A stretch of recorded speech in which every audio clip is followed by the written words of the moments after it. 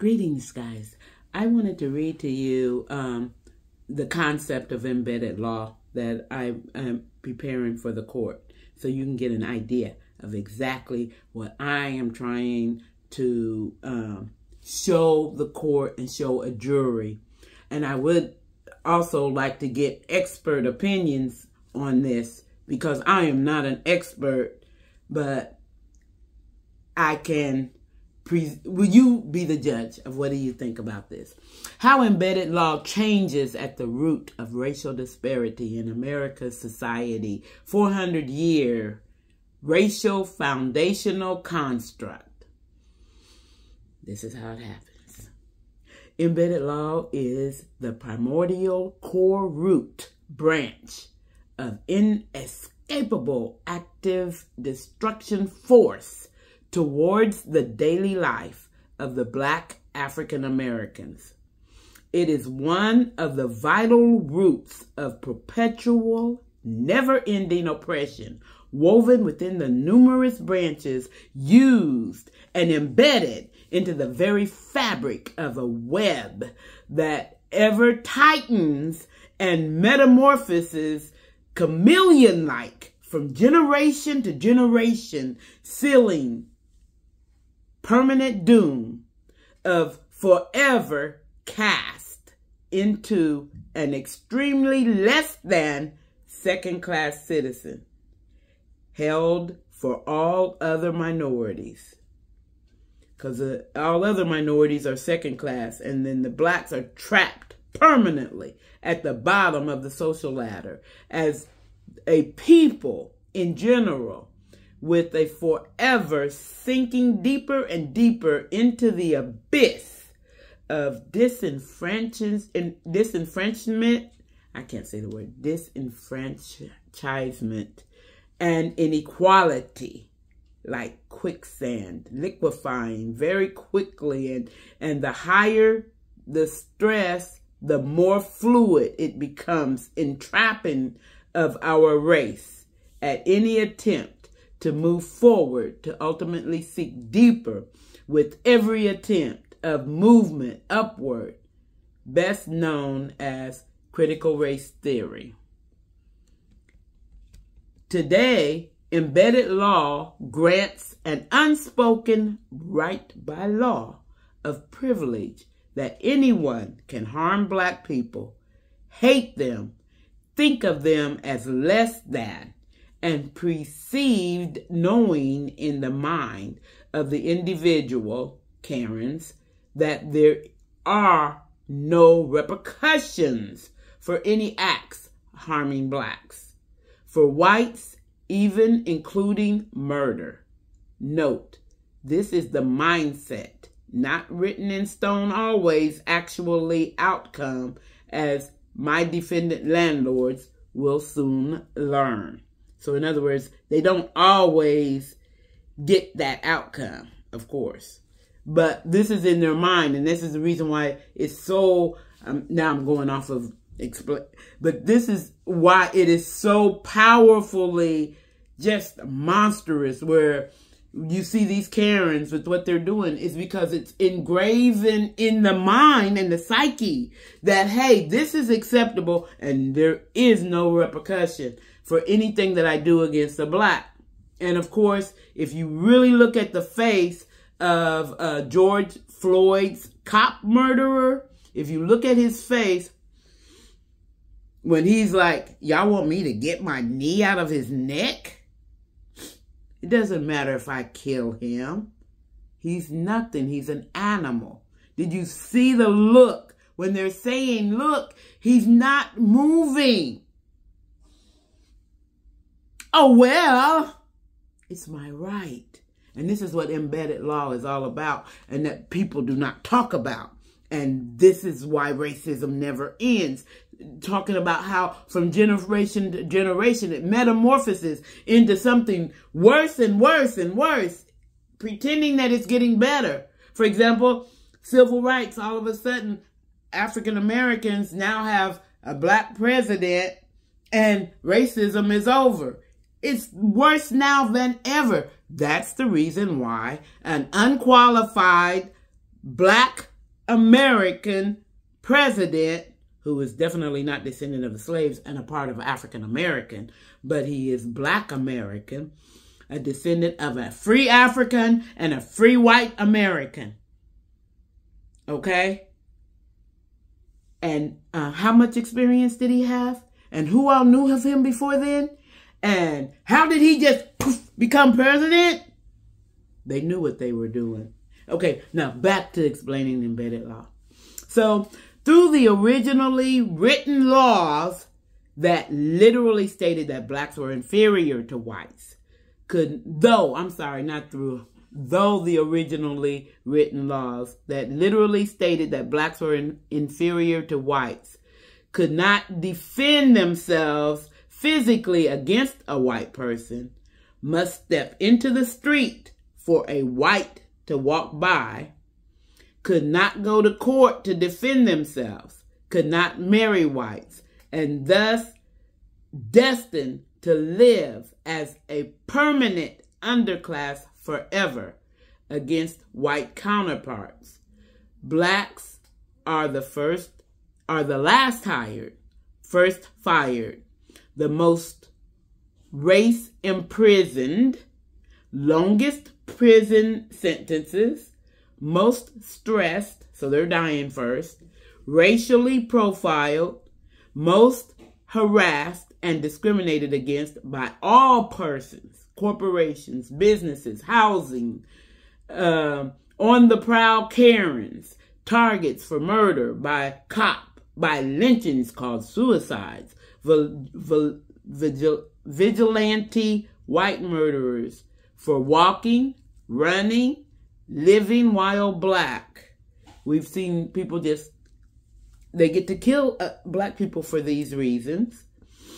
And destined permanently at the bottom of the social ladder of wealth, income, education, longevity, infant mortality rate, physical, mental wealth, and well-being for centuries of inescapable oppression and suffering. Mexican, Chinese, Arab, Jewish, etc. can all return to their land if they are living oppressed or overly stressed. Where does the Black American go and have control over their lives to escape oppression, white oppression? Embedded law operates within all Americans, no matter the race, including blacks. Okay, stick with this. Embedded law operates within all Americans, no matter the race or nationality. All will either consciously or unconsciously use embedded law as a result of white supremacist national culture that set the above laws originally in writing that blacks are less than whites, and today woven into the very fabric of all people, lawmakers, judges, attorneys, politicians, blacks, whites, Chinese, Arabs, Hispanics, etc.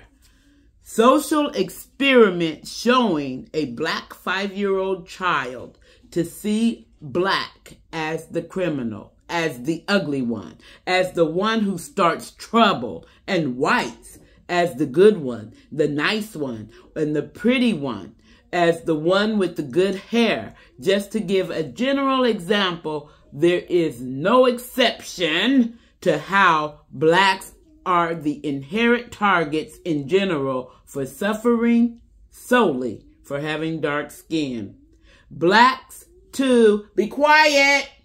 Blacks, too, use embedded law against other blacks, as shown in the experiment of the 5-year-old children. 5-year-olds children knows that black is not worth anything. Definitely worth less than a white. The American laws and general opinion, the American vaguely defines racism as a simple white prejudice against blacks.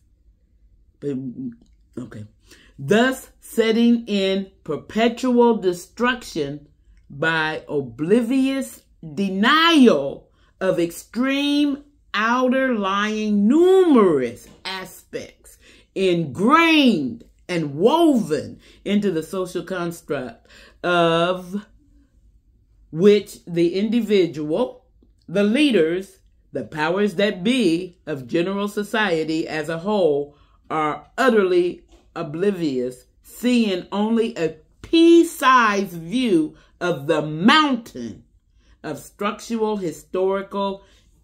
historically embedded centuries of extreme damage and utter destruction of a race of people. See, this is why the judges turned against me, because I know, and especially if I can get the experts that can prove and give the numbers behind this. This is what I'm after, but I'm all by myself. I can't even get black people. Y'all gotta share, because, you know, it's just human nature. When it's not affecting you, why should we care? You know, that's just life. So if you don't share, who's going to? Let me get back to explaining or reading this. There is absolutely no race ever on the face of the earth who has suffered such vast devastation for centuries with absolutely no end in sight. No race of people were kidnapped from the opposite ends of the earth, enslaved, oppressed, raped, murdered, stripped of their language, land, and culture, with nowhere on earth to escape the oppression or a genuine platform to voice their suffering. So just like now, nobody even knows that I have reparations on the table. Nobody is even sharing this to say that, hey, discrimination has to end, because we're going to make corporations that allow malicious employees to harm these black people. We're going to order special damages. And you know, when the one thing that's a bigger influence than black is green. And when you hit that green money and you tap into that money and say that, hey, you're going to give special damages for harming these people, it's been long overdue. I promise you, a lot of the discrimination is going to end, because we love green more than we hate black. I promise you. I promise you. This is serious. Let me finish. So, embedded law is a form of reparations for blacks only. The first ever in the history of the oppression of the black people. Without this action, the American Constitution that requires all blacks to be treated equally fails blacks due to their special condition that has been failed for centuries to make amends, restitute, set equal, and repair the damage. Thus, embedded law introduces to the court a remedy, reparations type damages payout. It's not reparations, but it's let me finish reading, I'm sorry. Thus, embedded law introduces to the court a remedy, reparations type damages payout, to offset a small portion of the destruction talking about the embedded law, causes to blacks. Not every black who is discriminated against will qualify for embedded law. Embedded law qualifies specifically for a black person discriminated against by any entity or person, black, white, any race, who shows a life and condition of living under embedded law. I'm going to go off here for a minute. The reason why I put that in there is because what I'm doing is showing that we are still abiding by everybody having equal rights. For example, if a black person is just discriminated against once, how is he different from a Hispanic person who just was discriminated against once? There's no difference. So what we're saying here is that to to qualify, like for example, my life, I have lived my entire life discriminated against, starting after I became a chemical engineer. Well, I was discriminated against all throughout, and was not even counting just regular people discrimination, because, you know, that's just a part of life. But severe discrimination, like for example, I'm an engineer, not allowed to work as an engineer since I was 37. My mother was taken from me because I'm black, because I wasn't allowed to work. So therefore the courts could hold that against me, that I was this monster. But the same court that held that against me said that I could have my grandchildren. So I couldn't have my mom because I was going to destroy her life. I was going to beat her. I was stealing her money. But the children, oh, you're real qualified for them. The same judge. Okay, so it's just crazy. And so, and then just so many different things with, even while I'm just in court, just so many different things that I have had to go through that no human being should have to go through. These are examples of qualifying for embedded law, because living as a black person is time after time after time, and your life is just destroyed.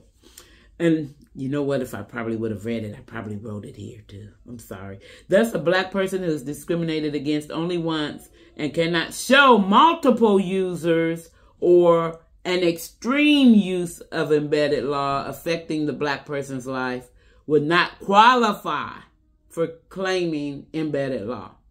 Example, a black person qualifies for maximum payout of embedded law. I, Sandra Black, was stripped of my career. I told you I wrote all of that, what I was saying. So I'll skip that. My family lived utterly destroyed. Two of my children became depressed, turned to drugs. This is a 24-year life sentence to poverty. And as such, it alone would qualify. There were 3 positions that all discriminated against me. Therefore, it is a repeat use of embedded law multiple times in my life. Thus, I would qualify solely for this extreme loss. However, no such claim as embedded law existed for me.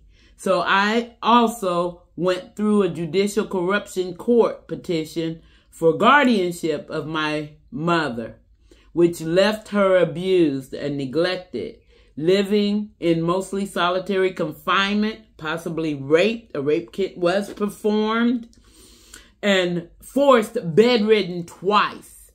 The last time the doctor said that she was starved and without water and food for at least 5 days. She was found unresponsive and expected to die. Okay, so these are I want to hurry up and get through this. Finally, the defendants today in my lawsuit, with a history of seeking a way to evict black people, got the wrong black person having the court experience from my mother's case, defeated their attorney, and corporations maliciously fabricated violation for eviction. Though I won the case at the state level, on the exact same day to the hour, the court order denying the eviction was handed out to the defendants. They immediately handed me a bogus violation in retaliation. They used their inspection to give me bed bugs and used their maintenance guy to shut off AC in the dead of summer. It would be impossible to live under such conditions. And since I had to move, I negotiated time. Okay, so I'm explaining some of the case. I went into a lot of stuff that happened. Okay, we don't need to tell you all of this. All the suffering. So this landed me now again by this court, federal court. Embedded law is used in federal court as I sue my malicious landlords for discrimination And Susan Collins as a Karen, Susan Collins is a judge, acting magistrate, has used judicial powers from the 1960s style oppression against me in court. I believe that I have successfully stayed the court pending my complaint. Okay, so this was written before I had my complaint in Chicago, which in Chicago, what they do is it's an automatic, it's a rubber stamp, if you know what I mean, that the judge lied and said that, oh, she was just asking, let me go through the, well, I've mentioned before that it was my son and grandchildren that the judge lied about and said they were living in my house, not on the lease, which made white defendants right, black plaintiff wrong. Problem is, it's a lie. My son and grandchildren were both on the lease. Well, what happened was when I asked the court, because you know, after you learn being in court, the no matter how bad a judge makes a decision, you got to try to say things in a way that no matter what, you're kissing their ass. You got to kiss the judge's ass. It's just a rule. So instead of just coming out and saying, hey, you messed up, I explained to the judge, or I asked the judge to substantiate the order that shows that my son and my grandchildren weren't on the lease. Why'd I do that? Because I know it couldn't be substantiated because they're on the lease, and there's a court order where the judge writes that my son and grandchildren are on the lease. So you've got two serious evidence, the lease and you got the court order. So how are you going to get away with saying that? So, but like I said, I motioned the court to substantiate the order. Also, they lied. The judge lied that the defendants hadn't been fully heard. They had been fully heard. She just didn't want to award me my summary judgment because she didn't want me to have leverage from the beginning, which is what would have happened if I ever had a fair chance. So what happened was the judge said my motion to substantiate the order is an objection to her order, and objection is denied. Motion to substantiate means explain how did you do that? What does that have to do with an objection? Okay. So, but anyways, that's what she did. So then I come back with motion to correct the erroneous order. And I explain in details in the motion. The court has made an error. The court cannot stand on an error changing the facts of reality. The court cannot do this, you know. And so when I came back with the second motion, the court says it is the same motion. The motion to correct the error is the same motion as the motion to substantiate the order. So it's the same, which is an objection to her order, and objection is denied. So, and this has been going on. We are not getting any further. We're not going anywhere because none of my evidence is being allowed and you're lying. And so when it went to Chicago, the judge evidently probably answered the court with my complaint saying exactly what I just told you. They don't read it, probably. I don't know. If they do read it, then they're corrupt. Because there's no way you can mistake, repair, or fix the error with an objection to the order. There's no way you can mistake that. So I'm trying to be nice that they just do what I do know they rubber stamp the judge. And I'm sure that, so the judge probably just wrote that, she's being a pro se litigant that is just not agreeing with her opinion. This has nothing to do with opinion. This is a fact. You see? So, but of course, they rubber stamped it.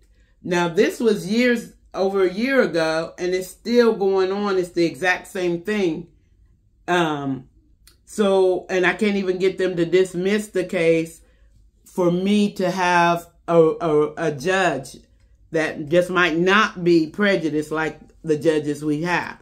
And plus the judge that might care about his job. You see, because these judges don't even care about their job.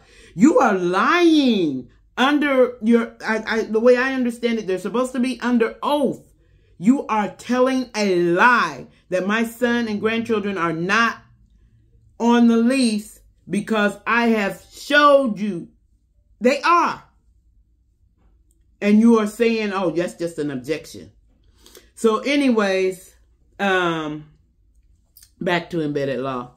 So, an African American would not need half of the embedded law suffering that my life has experienced. But a single case of a black person being discriminated against would not qualify for the use of embedded law as to grant leniency to American corporations going bankrupt as a common practice of discrimination against blacks. Because, you know, it is going to be bad for them because that's what they do. Yet, holding them accountable for obscene oppression of blacks and to slap them with the over 400 years of suffering as well at a payout of 10 to 100 times the damages worth. My case would require 100 times the value of my case. And the benefits: 1, the black individual will be compensated for extreme suffering. 2, the entire black race will be compensated a fair percentage depending on the amount of the award. 10% to 40% to be solely for 100% black-owned businesses. Okay, so this is explaining how the money is going to be distributed for the black race. A percentage to black-owned businesses, to the Black Voice, Black Research, Black Health, Black Lobbying in Congress, the Black Diaspora, and the Black community. Okay, so I'm suing for $100 million. So if I get $100 million, the court will say what percentage of my embedded law suffering should be more. So whether it's going to be 20 million, 40 million, 50 million, who knows? But the jurors will decide where that goes. Okay. This will force corporations, all entities, to be more responsible at assuring that their employees do not discriminate against African Americans, thus eliminating embedded law in a small but definite avenue. A win here will assure that training to accept blacks as equals and not less than, and that the privileged mindset of a right to destroy blacks becomes a thing of the past in housing and the workplace. Embedded law, if won, must be kept as a necessity, at least until blacks and whites are equal on all aspects of life. It must not be removed because it looks like blacks may become equal. After all, blacks have lived less than for over 400 years. Blacks have lived less than for over 400 years. And the Constitution says we're supposed to be equal. So we have a long time of making up here, okay? The very least this country can do is to allow benefits to continue until blacks are genuinely equal to whites. Even as I say, until blacks are equal to whites in my psyche, it sounds criminal and sinister. Embedded law demands blacks be less than and utterly destroyed. We must overcome embedded law or live destroyed perpetually. Yeah. When you say whites equal to blacks, or even better yet, try saying white people must be equal to what black people get. White people must be equal to what black people get. See, if you just change these words around, because we always say, well, black people should be equal to whites. You see? Woo-wee! I said white people be equal to blacks.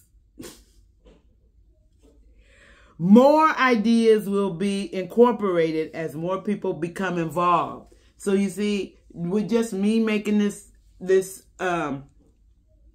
idea of suffering and the remedy for the suffering, we're not getting the full effect. We need more people involved. And this will change the course of American history and the black experience for the better of us all. Okay, and then I was going to go over some terminology of how to use embedded law. Okay, and again, we really need more people involved into making this really powerful, because what I've put together, I could see this blossoming into something way larger than what I have. But I don't have the numbers. I don't have, you see what I'm saying? The expertise to really put it off. And then I am separated from any help. None. I am not allowed any help. The NAACP won't get involved. The American Civil, the ACLU, the American Civil Liberties Union won't get involved. They won't return my calls, you know. And I don't know if it's because there's something hampering with my phone, but this is serious enough where you could at least write me a letter. I don't know if something is stopping my letters, but all I know is I have just written everybody, the governor, the attorney general, the state level, the national level, all the way up to President Biden and Trump and O'Biden. I have written all of them. They know that this federal court judge is lying. And not one of them, CNN, Fox, all the news, they know I wrote everybody. You think they write me back? I think an attorney, nope, that was for my son. I think that was for my son's case that the attorney general wrote back. Nobody, they don't even recognize they getting a letter from me. But I kept all of my my United States postals to prove, I can prove that they all got letters from me. Okay, so the different terminologies would be, one way to use embedded law is for when you're saying white privilege use of embedded law. So this is a type of way to use embedded law. It's where one, which is generally a white person, views a black American as a commodity, product of slavery, and or a person to be vilified. See, once you see the reality of what's really creating that inner destroy blacks, then you have you have more of a perception of what we're dealing with. Because most people, oh, they're just prejudiced. It's just like when a Mexican hates a black person. No, this is not the same thing as a Mexican hating a black person. You see what I'm saying? This is your wealth. This is your privilege. This is your everything. And America is founded on it. So So you got to look at it with blacks. We are the commodity of America. Therefore, it's a right to white privilege, herself, himself, her generations, her race, to never allow black people to be fairly heard or considered, and forever susceptible to receive harsh and unusual treatment, Jim Crow treatment, a 400-year American practice. When seen as a commodity, like a lesser being or your pet, the victimizer benefits currently, right now, and generationally privileged superiority over the oppressed race and financial gains. So you don't see why the judge is willing to lose her job when you guys help her get exposed. This case is Sandra Black versus Naomi Fright Richardson. And what they did is they made it so you can't, this is a public case, but you cannot publicly access it because of all of the criminal that's going on with the judge. You cannot publicly access it, but I know a back door. I don't know if they're going to fix it, but I'm going to tell you. Okay, so the court case number is 1:19-CV-00307. TLS. Okay, the back door, take off the TLS because that's our case directly. And if you just leave 307, then it goes into all the federal cases for, I guess, housing discrimination or whatever. Anyways, that's how I got in through the back door, because you can't access my case anymore. I always could before I did a press release. And when I did a press release to make it public what was going on, they went and shut it down so that you couldn't get in. But if you go in and leave it at the 307 at the end, don't put the TLS, then it will open up a list of about, what I saw was like about 15 maybe court cases, and you go and look for Black versus Fright Richardson. Sandra Black versus Naomi Fright Richardson et al. A-L. When you look up that, it comes up. That's the back way through. Okay. So, now, so that's one embedded law term definition. The next embedded law term is a noun. Okay. And it's still embedded law. And what that is an American conscious or unconscious ruling or devouring state of mind. Okay, it's just, this is the way you perceive blacks. Okay, and so this is anybody, including blacks themselves. And this is just an American thing. You know, black just ain't right. If you go to their businesses, you're going to lose. You know, their hair is no good. Everything about black, you get back. Okay. This is embedded law with the noun.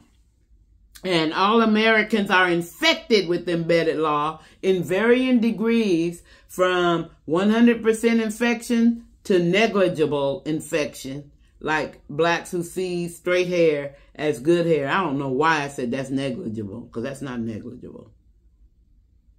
But what I think my point was is that you don't make no money off of it. So no American is immune. There is no benefit required. Simply the thought of mind. Simply, this is just the way it's always been. Third embedded law is a verb, and that's where it's synonymous with the white privilege, okay? And it's the viewpoint or the benefit or the lack of the benefit, which is why you vilify blacks. Another one is the adjective, which is to describe the acts. Then embedded law, which I'm using in court for special damages. So this is where the whole term was coined, and then I realized that it's a real good 1 or 2 words to use for racism, because with racism, they really don't use the real definition of racism. And that's the reason why they say, oh, everybody's racist. No, because black people don't have the power to be racist. But once you say racism is just prejudice, then yes, everybody is racism. Everybody does use racism. But racism is not just prejudice. Racism is prejudice with the power to eliminate, the power to destroy, the power to say, hey, so if I'm able to be racist against whites, I have the power to say, whites will not have housing. Whites will not get these loans. Whites will not rule Washington, D.C. Whites will not have the better jobs and the higher paying money. That would make me racist against whites. I don't have that power. But whites have that power to do that to black people. So that's the reason why I'm saying that we needed to coin this embedded law, because you're not really allowed to talk about the fact that we don't have the power to take from white people. But white people, just like this white judge, has the power to take. And she has the power to even go all the way to Chicago and continue it. And it's at that, because it's continuing, it's brought up to the court again a year later that, hey, this is still continuing, that they're discriminating against me. So maybe I might get my dismissal and hopefully get a judge. And because I'm looking at, I feel it. I know somewhere there's going to be a white judge who is going to say, this is ridiculous that you are denying a person's voice to be heard with a lie, and an easily proved lie. There's no way to escape it, that you are lying. Okay? So, we talked about the adverb, and we talked about the special damages. That's number 5. Number 6 is also like the Karens. That's embedded law. And then that's basically it. And you have to qualify, of course, for embedded law. So to sum everything up, you guys, we've got some serious discussion going on in federal court. And I'm supposed to get my chance to be fully heard. I should have gotten a court-appointed attorney because I have the lowest, one of the lowest incomes in America.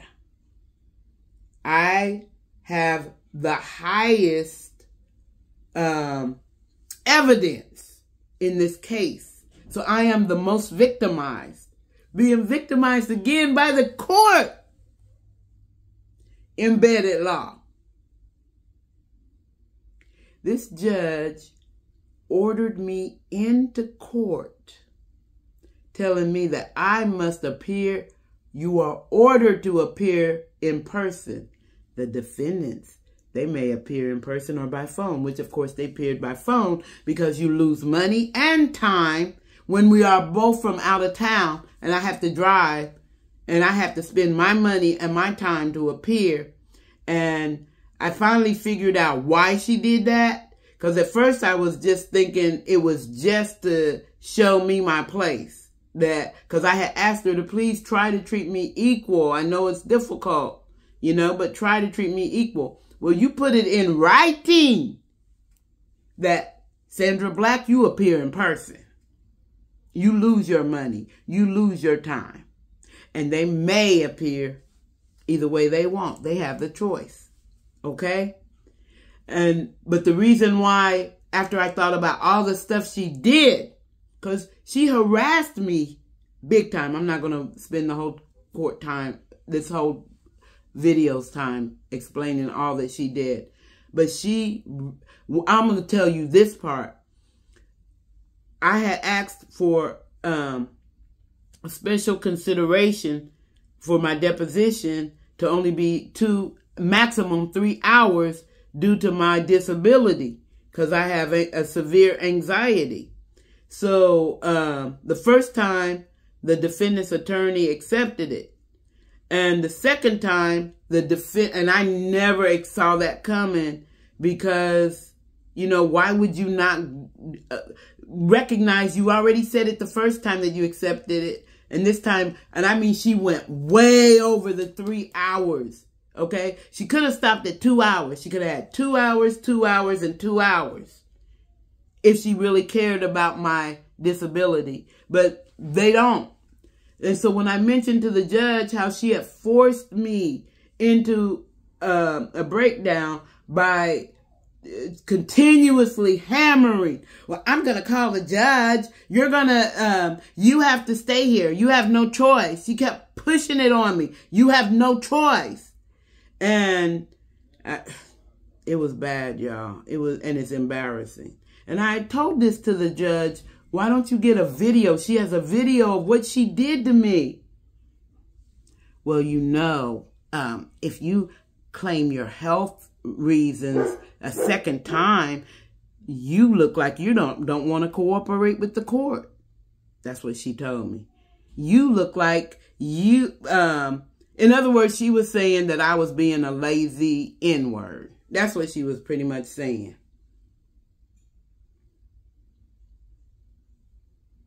So anyways, you guys, I've read all of this, and